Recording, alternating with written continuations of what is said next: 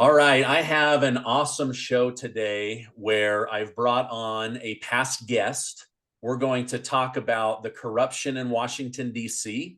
We're going to talk about looking for ways to make better returns on your money, whether it's in a brokerage account, a 401k, an IRA, a Roth.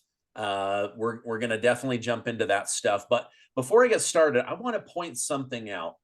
The average age of a successful Fortune 500 CEO is 58. The average age of a House of Representative leader for the government is 57. And the average age for somebody in Congress is 65.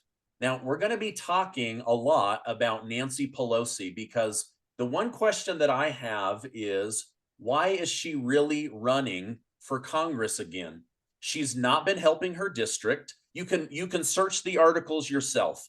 Homelessness has exploded under Nancy Pelosi. Poverty has exploded under Nancy Pelosi. People being food unstable has exploded in San Francisco under Nancy Pelosi. There's days people wonder if she has the stamina and cognitive ability to run the country. So why is she really running? Now, I've brought back a friend to the show. His name is Ross Givens. He is an expert when it comes to trading stocks. He's been on all of the major trading shows, from the talking heads on ABC, NBC, MSN, the money shows. He's been on all of them. And Ross shows people how to find great companies through data that's revealed from Congress and also from these CEOs that I was talking about, so that you can profit just like they do. And I'm excited to jump into this. Ross, why do you believe Nancy Pelosi is running for re-election? She's a crook, Stephen. I mean, as you said, the average age of a Fortune 500 CEO is 57, 58 years old. This woman's what, 82, 83? There's not a company in this country who would hire her and trust her abilities to run it. Yet she thinks we want her to run this country. She's a crook. She's always been a crook. She's always going to be a crook. And as you said, my expertise is in this insider trading, and she is by far the biggest insider trader in Washington. And in short, that's why she's staying there.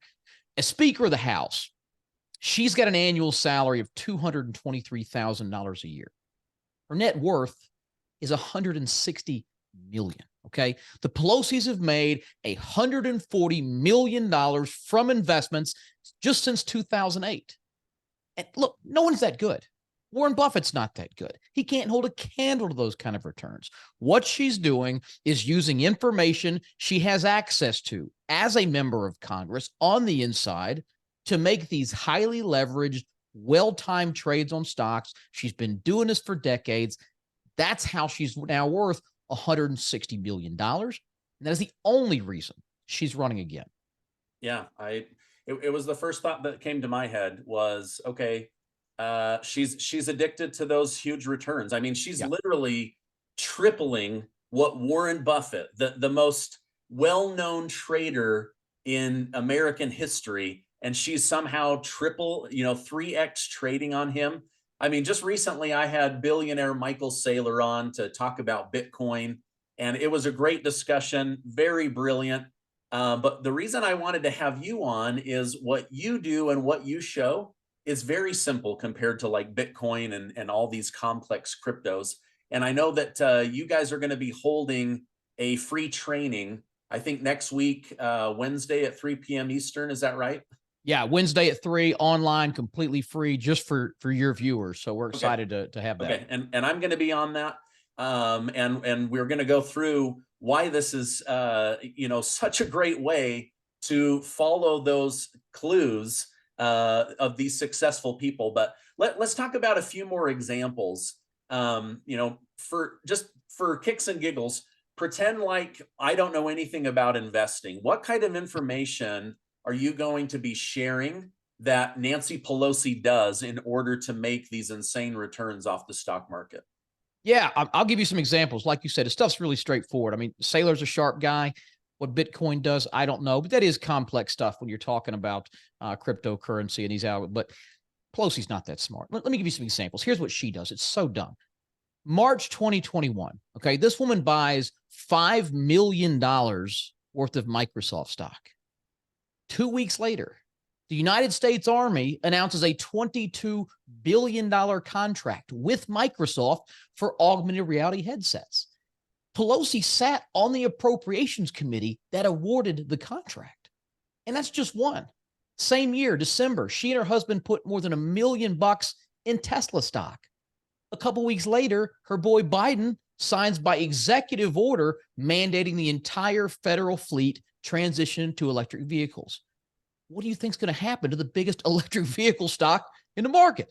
Yeah. Last year, June, she buys $5 million of NVIDIA call options. Now, these are a little more complex than stock, but really it's just a high risk, highly leveraged bet on a stock. It's the kind of trade where you're either going to lose millions or you're going to make a small fortune because it has to happen quickly. Well, wouldn't you know, 2 weeks after she bought those options, the government announced the CHIPS Act. Now, this was where they gave $52 billion in subsidies and tax credits to these semiconductor manufacturers, the biggest one being NVIDIA. The stock has tripled since then. I can't even imagine how much money she made on that. She bought more call options on Alphabet, which is the parent company of Google, right before the House Judiciary Committee was voting on antitrust regulations against the company. Shocker, the vote went Google's way. Pelosi made $5.5 million on that trade alone. So, I mean, these are just blatant insider trades. And that's, I can't see any other reason she's staying there. Yeah, I would love to be in the room when they announce these contracts. I mean, just full disclosure on the NVIDIA last summer, the day that I saw that they announced that they bought, I went and bought some. And then a couple weeks later, I sold it. And I actually, it was one of my best returns. So I lived it and I watched it play out in real time. Look, that CHIPS Act is what powered NVIDIA. It's one of the best performing stocks this year. It's up like 250%. It's insane. Yeah, it's insane. And you know, but I look at this with like a pretty average person's eyes. And to me, this just looks like blatant insider trading. I mean, how is it not? That's the thing. They are. I don't see you can see it any other way. And I know I just saw someone else, I think in Biden's cabinet, you might know better than me, got in trouble with her stocks. And again, they did absolutely nothing. Yeah, oh, yes. I know who you're talking about. It's Biden's Secretary of Energy, Jennifer Granholdm. She was confronted by Congress just this week on pumping up companies and energy sector stocks that she and her husband just happened to own, and she forgot to sell. One of them was Ford.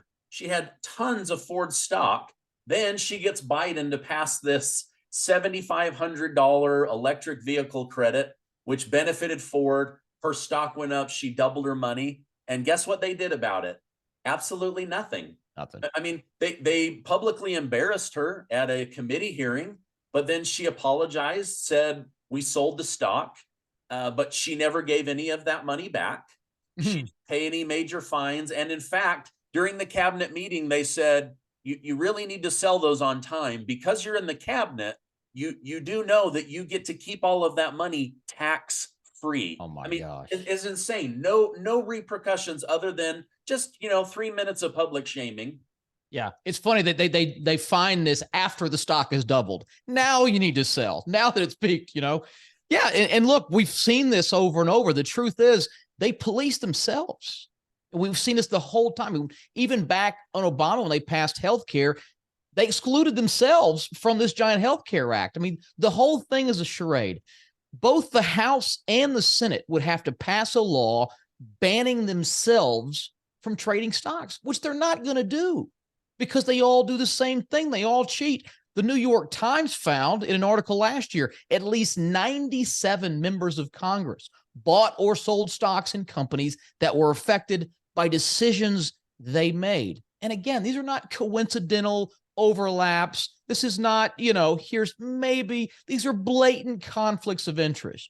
Rick Allen made trades in Merck and Johnson & Johnson while he served on the subcommittee considering prescription drug price legislation. Catherine Clark bought HoloLogic stock in 2020, 1 week before the company got a $119 million COVID testing contract.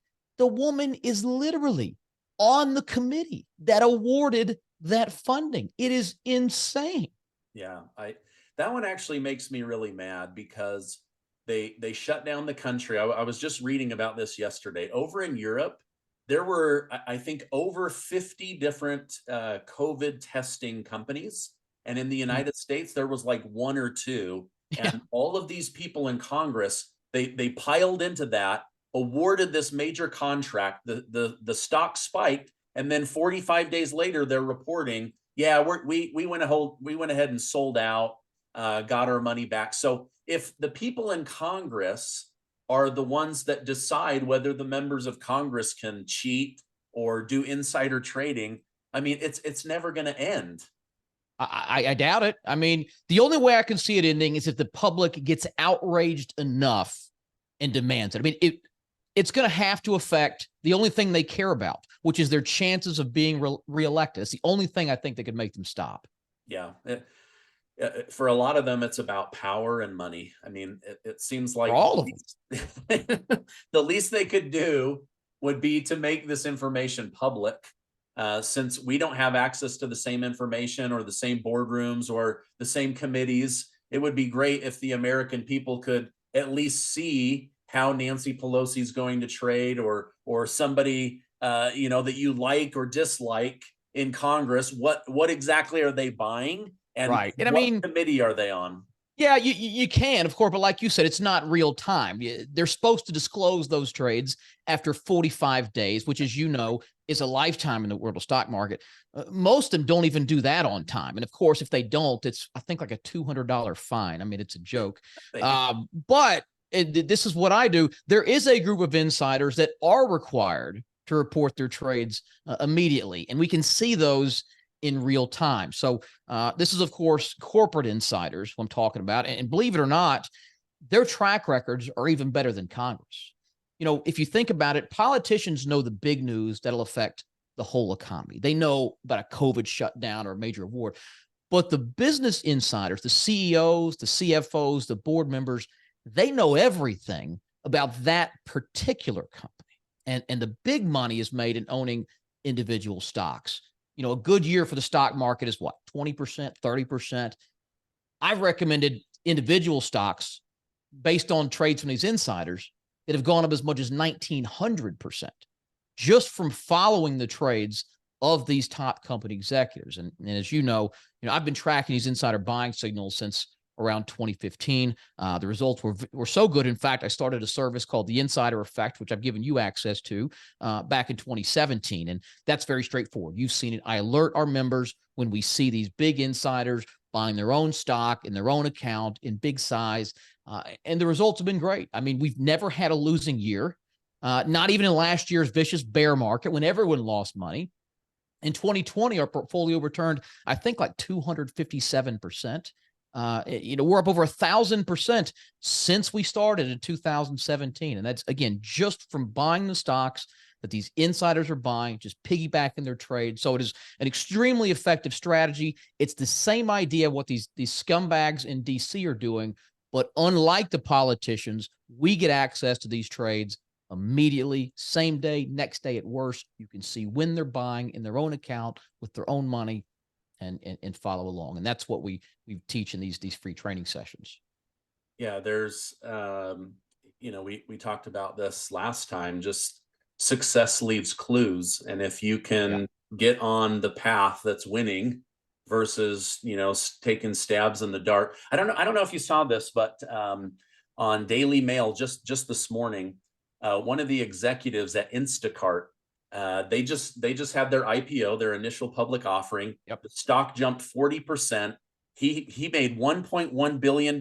He sold his stock and told the company, "I'm quitting." He became a billionaire overnight, quits, gets out of corporate America, and then the stock starts to come back down because that's the whole game, Steve. So people don't realize it. Once upon a time in the 80s and 90s, a Google and Apple and Microsoft goes public. It's a tiny little $50 million company. It's a couple of guys who just moved out of their garage. You can take part in the American dream and make money. It doesn't happen anymore. Thanks to all these regulations in DC and the Dodd-Frank Act and it is so expensive to be a publicly traded company. They don't go public until they're worth, like you said, billions of dollars. So when a company IPOs, 9 times out of 10, it's not, hey, we want to give the average American a chance to profit from our growth. No, it's you're the suckers. We're using you as exit liquidity. I'm dumping this stock at the highest valuation I can imagine. Most of them aren't even making any profits. They've just got big sales numbers. And yeah, you've got this is this guy's baby. He founded the company, built the whole thing up. The day it goes public, later, suckers. Yeah, all this new money and stock buyers rushed in. He's like, goodbye. I mean, He's gone. It wouldn't if he thought it was going much higher, you don't sell it. Exactly. You know? Exactly. So again, it's all follow the money, man. Politicians, insiders, same thing. We've seen it. Same thing. We saw the same thing with Nvidia. They reported a big, huge earnings quarter. Sales are up, profits are up. They're buying back stock. They're raising guidance. Everything looks good. But behind the curtain, what do you know? The CEO's dumping $42 million worth of stock. You know, so I've been doing this a long time. I've seen too many examples of it. You just can't trust what you see in the news, in the media. I mean, unless it's someone like you who's, thank God, sharing real news unbiased. But when it comes to the finances and stocks, follow the money. And we've been doing it for a long time. I think I'm very good at it. Not every stock is going to go up 1,900%, but our winners have far outpaced our losers. And I believe it's a strategy everyone should be using. We should all be getting access to that same information and using it for our advantage. Yeah. Well, the last time we did this, I had so many people reaching out to me saying, you know, thank you for the free training and for the access to the program. And they were just really excited. That's why I wanted to have you back on. I know our time is limited here, so I'll let you go, but there's a free training. If you want to learn more from Ross Gibbons, you can search him. Great information. The information that you guys emailed to me has been absolutely invaluable. I can't believe how detailed your research is, but it's remind me of the event. It's Wednesday. Yeah, so we're going to do one this coming Wednesday. We do this every so often, but I promise you we do one for your viewers. So it's this Wednesday, 3 p.m. Eastern. There should be a link below this video. All you got to do, put your name, email, cell in there. And you mentioned our research. It is very in-depth, very thorough. We believe in telling people, sharing with people what they own, why they own it, why we believe in this stock.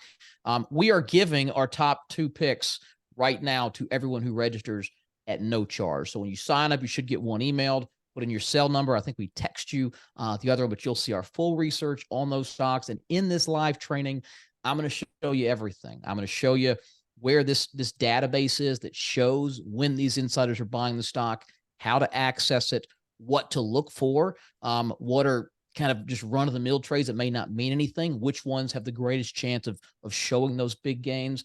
The idea is very simple. You're following people who run the company, who know inside information or buying a stock. But we show you the details that aren't so simple. That's how to execute, how to find this stuff. So, like you said, we had a lot of great feedback last time. I'm excited to do it again for all of your viewers, and especially as a thank you to everything you do for the public and sharing what you do every day. So, link in the bio, 3 p.m. this Wednesday, live, online. Only thing is there's only 1,000 seats.